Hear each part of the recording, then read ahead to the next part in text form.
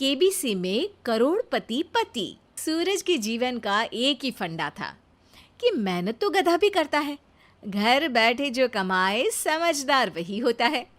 इसीलिए उसने कभी नौकरी ही नहीं ढूंढी। इस बात से हालांकि उसकी पत्नी शिखा बिल्कुल भी अग्री नहीं करती थी, पर फिर भी सूरज को समझाना बेकार था। टीवी में कैसे बनोगे करोड़पति का ऐड देखकर उसे लगा कि बस अब तो घर बैठे ही वो करोड़पति बन सकता है, और उसके पीछे उसने अपने सारे सोर्सेस एक्टिव कर दिए।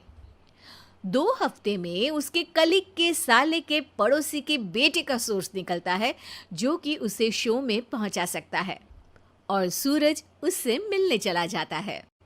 अच्छा, तो हमें मुकेश जी बता रहे थे कि आप हमें शो में पहुंचा सकते हैं। हाँ, उसमें कोई तकलीफ नहीं है। मैं कल अगर कोशिश करूँ तो इसी महीने में आपका नंबर आ जाएगा। अरे ये तो बहुत बढ़िया हो गया। अच्छा, वो सिलेबस और क्वेश्चन पेपर का कोई जुगाड़ है क्या? हैं? उसका तो कोई जुगाड़ नहीं है। तो वो वाकई में कुछ भी पूछ सकते हैं? हाँ, वो तो बच्चन जी पर है, जो पढ़ते हैं वो पूछ लेते हैं। पहली कोशिश फेल होने पर अब सूरज के सामने एक बहुत बड़ा सवाल था कि आखिर जवाब कहाँ से लाए। तब शिखा ने एक सजेशन दिया, क्यों ना सूरज अपने चचेरे भाई सुमित से मदद मांगे, जो कि यूपीएससी की तैयारी कर रहा था। हालांकि इतनी मेहनत करना सूरज को समझ में नहीं आता था, पर कोई और रास्ता ना मिलने पर वो आखिर सुमित से बात करता है। अरे सुमित, हमारा कैसे बनोगे करोड़पति के लिए सिलेक्शन होने वाला है। तुम हमें थोड़े चिट बनाने में मदद करोगे क्या? अरे भैया, चिट बनाए तो सालों हो गए, उसमें हमारा एक्सपर्टीज नहीं है, बल्कि आप बोलो तो हम आपकी पढ़ने में ज़रूर मदद कर सकते हैं। हट, कैसी अनाप शराब बातें कर रहा है तू। सूरज ने सुमित को मना तो कर दिया था, पर तैयारी करने के सिवाय कोई चारा उसे दिख भी नहीं रहा था, खासकर जब 12 के पेपर लीक करने के एक्सपर्ट शुक्ला जो भी हाथ जोड़ लेते हैं। आखिर सूरज को सुमित के पास जाना ही पड़ा, और उसने सुमित और शिखा से वादा किया कि वो बहुत मेहनत करेगा। 1 महीने की तैयारी के बाद फाइनल हुआ कि शो से 1 हफ्ते पहले एक ट्रायल खेला जाएगा, जहां पर सारे रिश्तेदार ऑडियंस की जगह पर होंगे और शिखा सवाल पूछेगी। दूर दराज से भी रिश्तेदार आकर हाजिर हो गए देखने कि आखिर कैसे बनेगा सुमित करोड़पति। सब कुछ सेट था, और इतने में सूरज आकर अपना स्पीच देता है। ये 1 महीना मेरे लिए आसान नहीं था, पर अपने भाई सुमित और अपनी पत्नी शिखा की मदद से मैं इतनी दूर पहुंच पाया हूँ। मेरे मम्मी पापा के आशीर्वाद ने भी बहुत साथ दिया है मेरा।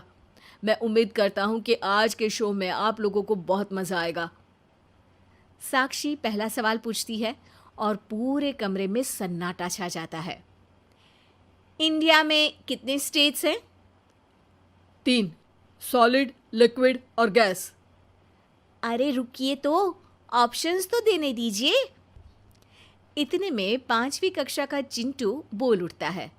अरे क्या मामा, आप तो पहले सवाल पर ही आउट हो गए। अरे बेटा, पहला सवाल तो ट्रायल होता है ना। अरे तुम अब देखना। देखने जैसी बात तो थी ही। सूरज को इतना शांत किसी ने नहीं देखा था।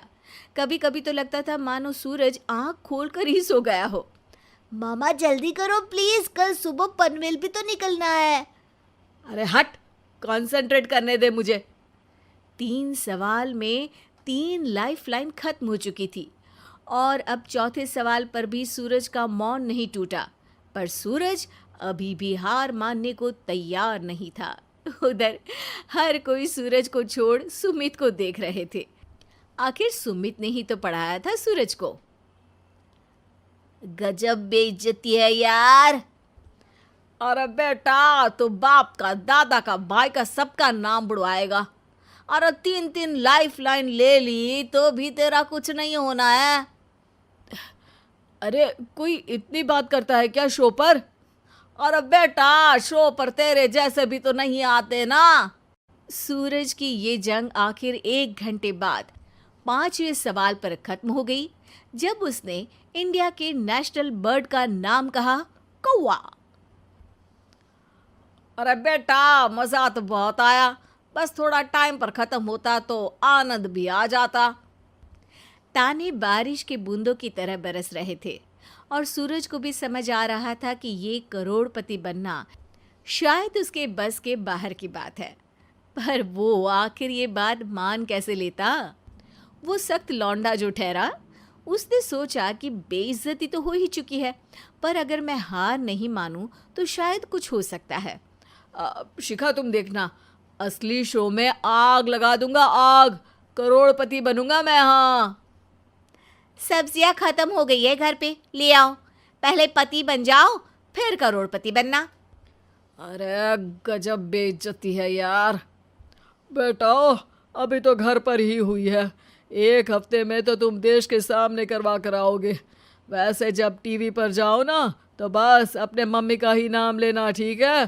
कोई पूछे तो बोलना कि पापा नहीं है मेरे। अरे पढ़ाई की, पेपर निकलवाए, इतने सारे लोगों को खाना खिलवाया, क्या फ़र्क पड़ा? इसीलिए मैं कहता हूँ कि मेहनत तो गधा भी करता है, घर बैठे जो कमाए वही सिकंदर। लेकिन मामा, गधे भी जानते हैं कि हमारा राष्ट्रीय पक्षी मोर है।